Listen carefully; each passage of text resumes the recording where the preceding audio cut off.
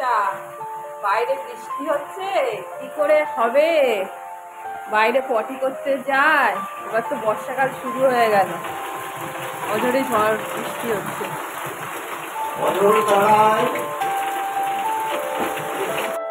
শুভ সকাল বন্ধুরা, তোমরা কেমন আছো? নিশ্চয়ই ভালো আছো এবং সুস্থ আছো। দেখো সকালবেলা থেকে কি শুরু হয়েছে এই আষাঢ়ের প্রথম দিকে। এই যে বৃষ্টি হলো, আবার বেলা বাড়লে বন্ধ হয়ে যাবে। তো বৃষ্টির লুকটা বেশ ভালোই লাগছে। এই বৃষ্টি দেখে আমার বর আবার ছড়া শুরু করেছে।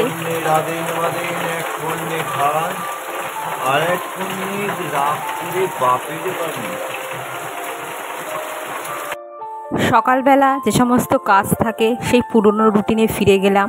আজকে আমার বর আমার সঙ্গে হাতও লাগাচ্ছে। এই দেখো ফ্রিজটাকে বলছে যে ওই দিকটা সরিয়ে দিচ্ছে, অনেকদিন থেকেই বলছিল। তো ওই পাম্প আছে না, পাম্পের জলটা লাগছে মাঝে মাঝে, তো ফ্রিজটা তো নষ্ট হয়ে যাবে। আর সরিয়ে দেওয়ার জন্য বেশ অনেকটা জায়গাও হয়ে গেছে। এই দেখো জলের জায়গাটা সরিয়ে দিয়েছে, বাসনের জায়গাটা সরিয়ে দিয়েছে। ফ্রিজটা ঠিক জায়গায় প্লেস করে তারপরে এগুলো ঠিকঠাক করে রেখে দেবে।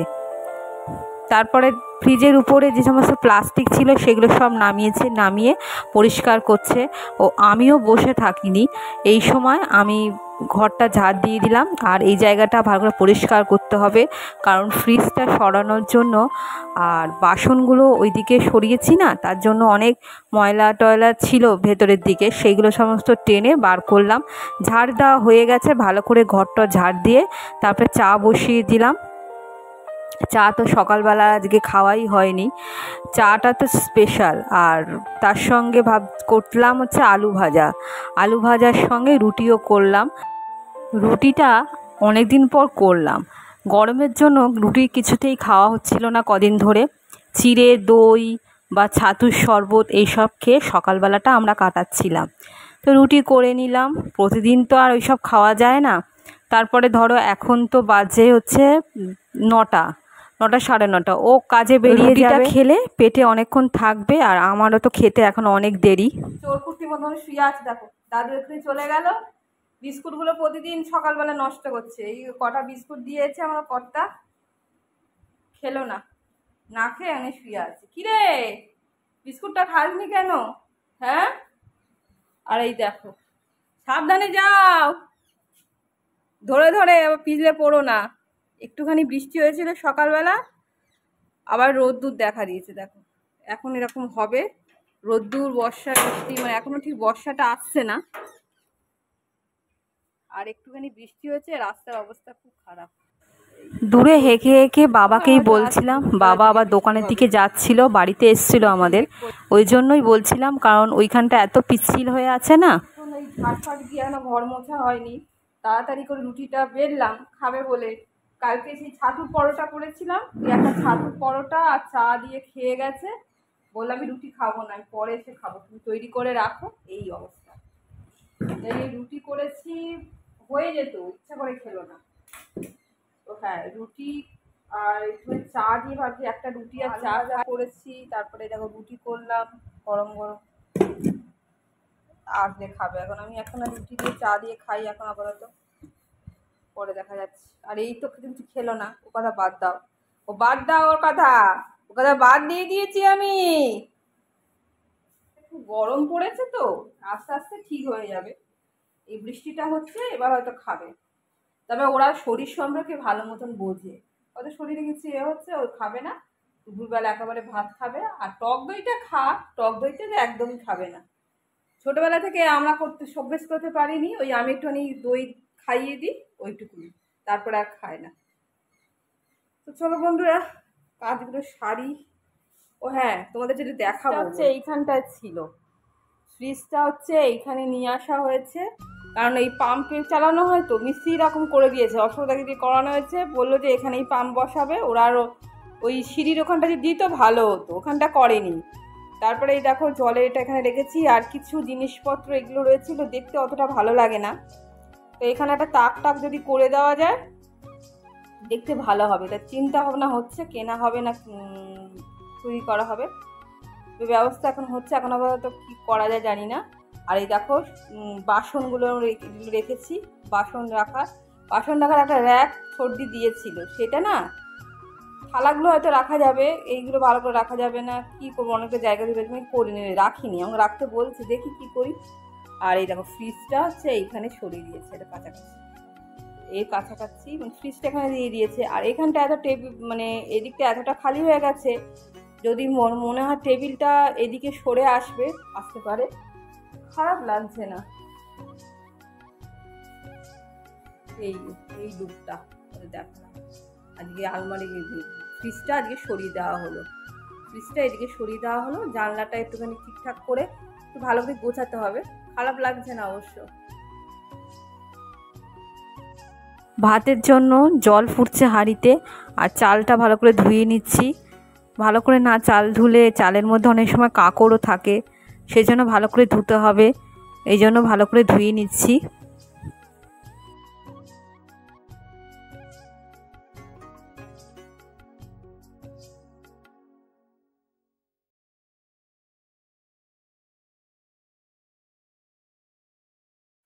এই চা বসালাম, আর ভাত বসিয়ে দিলাম, 2টো বাজতে চললো। আর স্নান করে এসছি তো, খেলে না ভালো লাগছে না, যদিও এই সময়টা কেউ খায় না, এই সময় ভাত খাওয়ার সময় বেশিরভাগ বাড়িতে এখন ভাত খাওয়া হচ্ছে, কিন্তু আমি স্নান ফান করে খাটাখাটুনি করে এনার্জি আসে না। এমনি অন্য কিছু খাবো না, এই সঙ্গে একটু চা খাবো, তাতেই যেন শুনে যাচ্ছি। তারপরে আমাদের খেতে খেতে তো 3টে বেজে যাবে, তো অল্প করে করছি। এবার আনাজ কাটবো, আজকে তো নিরামিষ, শনিবার যেহেতু, একটু ডাল করবো, আমড়া দিয়ে ডাল ভাবছি করবো, আর একটা কিছু করি, আর রাত্রেবেলা অন্য একটা কিছু করবো চিন্তা আছে, দেখা যাক।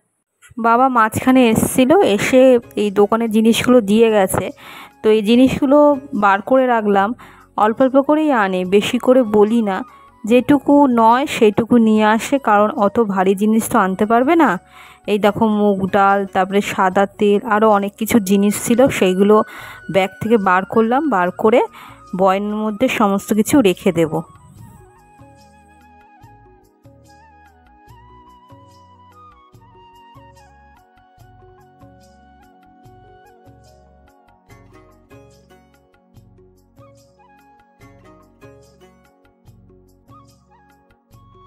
রান্নার জন্য সবজি কেটেছি, এই দেখো চিচিঙ্গে ঝিরিঝিরি করে কেটেছি, চিচিঙ্গে দিয়ে আলু দিয়ে পোস্ত হবে, আর পটল ভাজবো।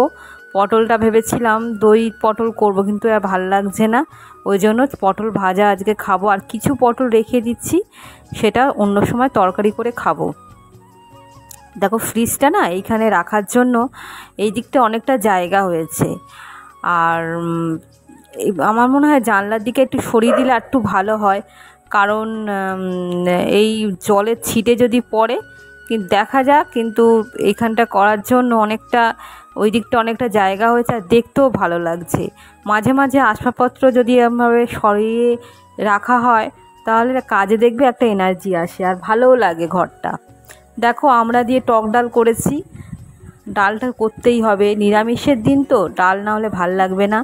ফোড়ন দিয়েছি যেমন করে, সর্ষে, তারপরে 5 ফোড়নও দিয়েছি, তেজপাতা, শুকনো লঙ্কা দিয়ে আমরা ডালটা করেছি। আলু দিয়ে চিচিঙ্গে আলু পোস্ত করলাম, বেশ অনেকটাই করেছি, এটা 2 দিন ধরে আমরা খেয়েছিলাম, কারণ অনেকটা পোস্ত তো এটা খাওয়া যাবে না, চিচিঙ্গে আলু পোস্তটা, ওই জন্য 2 দিন ধরে খেয়েছিলাম। কি গো, স্নান ফান করবে না, ছাদে কি করছো? যাও, চলে যা, 3:30 বাজে চললো। বাবা খাওয়া হয়ে গেছে, শুয়ে আছে, ভালো ছেলে।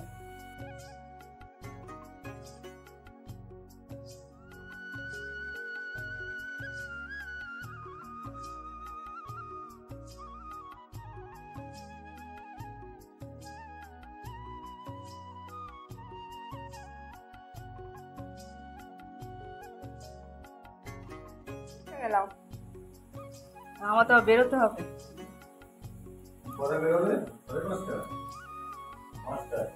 4:45 যাই তো, 5:30 কোথায়?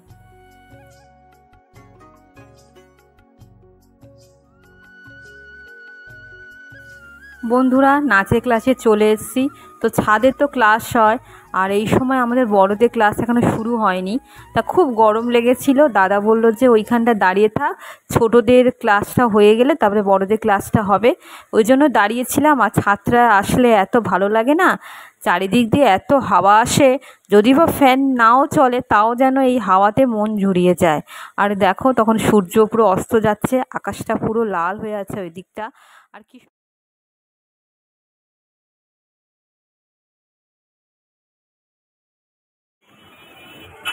বাস থেকে নেমে এখানে দেখলাম গাছ বিক্রি হচ্ছে। সোনারপুরে এই জায়গাটা গাছ বিক্রি হয়। এটা এত ভালো লাগে না, মনে হয় এই গাছটা কিনি, এই গাছটা কিনি, মনটা অন্যরকম হয়ে যায়। কিন্তু সব গাছ ভালো হয় না, ঠিকঠাক করে দাম দেখে তারপরে আনতে হয়। কিনলাম, মুখ হাত পা ধুয়ে নিই, ধুয়ে নিয়ে একটু চা খাবো। চা খেয়ে গোপালকে শুয়ে দিই। ক্লান্ত লাগছে, খিদেও পেয়েছে, এই অনেকক্ষণ বেরিয়েছি, কিছু খাওয়া হয়নি। চলো বন্ধুরা, এই হয় আমার, এই থাকলে না খাওয়া হয় না। এই চাটা হলো একটা এনার্জি ড্রিঙ্কস। যতই রাত্রির হোক না কেন, একটু চা না খেলে না শরীরটা ভালোও লাগে না। এই চা খেলাম, তারপর একটু বিশ্রাম নিলে ঠিক হয়ে যাবে শরীরটা। খুব ক্লান্ত লাগছে। আর এই বিস্কুটগুলো না কটা নিয়ে গিয়েছিলাম, বাসে যদি খিদে পাই খাবো, কারণ সেই অনেক আগে তো বেরিয়েছি, মাঝখানে খিদে পেয়ে যায়। দেখতে পেলে এক্ষুনি এলাম, প্রচণ্ড টায়ার্ড লাগছে শরীরটা। একটু চা খাই, চা খেয়ে দেখি কি রান্না করা যায়। রাত্রি হয়ে গেছে তো, আর ভালোও লাগছে, দেখি তাড়াতাড়ির মধ্যে কিছু একটা করার চেষ্টা করছি। বাগাত মাংস তো আছে, কোনো প্রবলেম নেই, হয়ে যাবে। তো এত এক্সারসাইজ হয়, তারপরে এত নাচ হয়, তো শরীরটা আর দিতে পারে না, কিন্তু কিছু করার নেই, করতে তো হবে। দেখা যাক কী করি। এই একটু আলু ভাজছি, আলু ভাজা করছি, আর একটু ছোটো ছোটো কটা পাঁপড় আছে, তো এইটাও করতে পারি। আবার এই বড় পাঁপড় আছে, করলেই হবে। এইটা করবো না তো ওটা করবো। আর একটু আলু ভেজে নিচ্ছি, ডাল আছে, আর চিচিঙ্গে আলু পোস্ত এইটা আছে। তারপর আবার ওইখানেও রয়েছে, কাটাকাটি অনেক রয়েছে, সেই দিয়ে আজকে রাত্রেবেলাটা খেয়ে নেবো। কাজের কোনো জ্ঞাত নেই। দেখো, সেই বিকালবেলা গেছি, এখন 11টা বাজে।